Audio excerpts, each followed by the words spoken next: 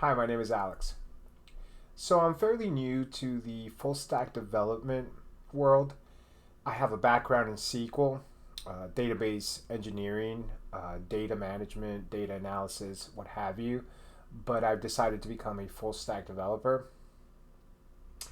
And I'm actually currently interviewing for positions as a full stack developer. Okay, so let me tell you about a particular question or coding challenge that has popped up twice for two major companies, Amazon and Slack. Both have had this coding challenge question either in their interviews or their interview preparation documentation. The the problem is as follows. The company has a list of items. In my particular solution, I have a list of names, right? So you can see that there's a list of names here for this array. The user should have a search box within a web page. As soon as a user enters a certain number of keystrokes, in this case 3, the application should query this array and return a smaller array with values pertinent to the user's query. So for instance, if the user types in AL, it should return a one index array with the value of Alex. Okay, so let me show you the actual programmatic solution. Here's our array names. R names is the name of our main array, principal array. And we're going to create a blank array called input array. Now, input array is just going to keep the keystrokes that the user has been inputting, basically sniff out the keystrokes. To sniff out these keystrokes, we're going to add an event listener. The event in particular is key press. Now, side note, there's another event called keystroke, which actually includes characters such as $, hashtag, what have you. We don't want to use keystroke. We want to keep it alphanumeric. Okay, so once our event listener hears a key, so to speak, it's going to store that key in our input array. Okay, so we're going to create another variable called input stroke that is going to store the key. And then we're going to push that key into our input array. Okay? And these are all just console logs that I've used to kind of like help me understand what's been happening with the program. Again, I'm kind of a fledgling JavaScript and Node.js programmer myself, so console logs really help me kind of work my way through a routine or process. Once the user inputs 3 keystrokes or more, actually 3, we're going to actually start querying the main array, which is our names, right? How we do that is we're going to create another value called match string, which is just input array to string. So we're just going to make this array a string value. We're going to clean up this string value by replacing all the commas within that array with blank values. So the string will literally only have the keystrokes without any commas.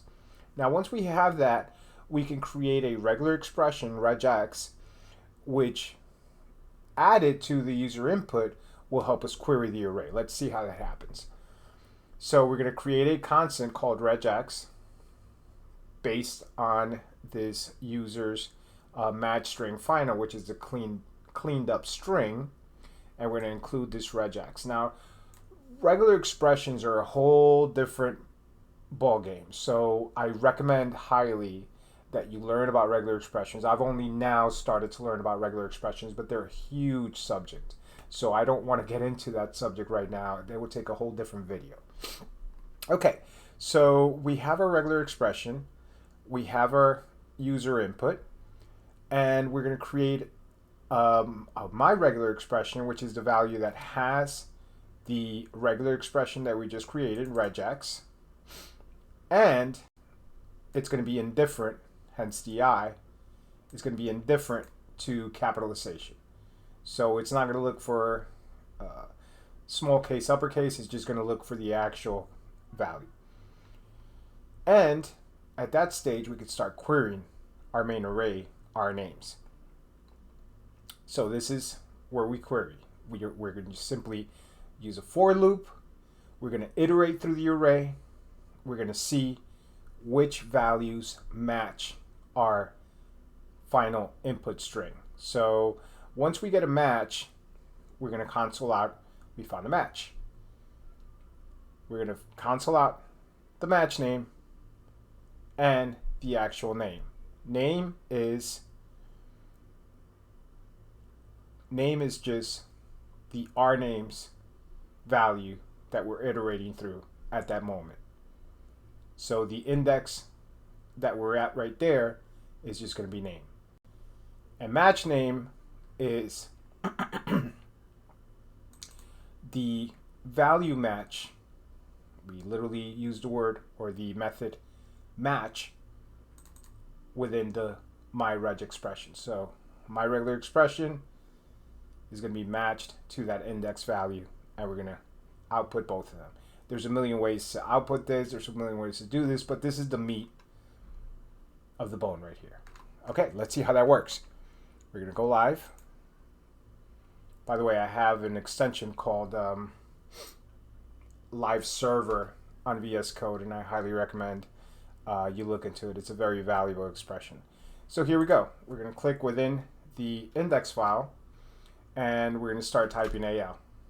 Once we type E, it's going to activate our query, and this is what happens. So this is our regular expression, the totality of it. I had a console log for it, and it found the match. It found the match Alex. Let's go ahead and re-up, clean up our console here, and let's do Jeff. The reason I want to do Jeff is because there's a Jeff, and there's also a Jeffrey in that array. So I want to see if it matches both values, and wouldn't you know it, it does match both values.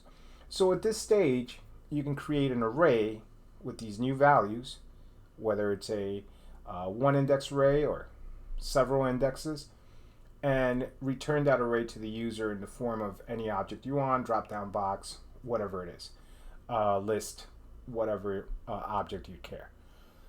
And that's about it. I mean, it was a lot simpler than I thought because it took me a while to figure this out, but using regex. Now, the thing with regex is it's a very powerful tool. I recommend again that you learn it, but there's a lot of companies that won't allow you to do regex because it is so powerful. It's kind of a way to get around, you know, having to learn a whole bunch of methods and properties and all this. So, but regex is so powerful. I'm not only sure that you'll need it for interview, but I'm pretty sure you'll also need it within a work environment. So good luck to you. I hope this helps you. I know that my previous video has helped a lot of people, so that inspires me to make more videos. And I hope that you take this and run with it. Good luck to you if you're interviewing.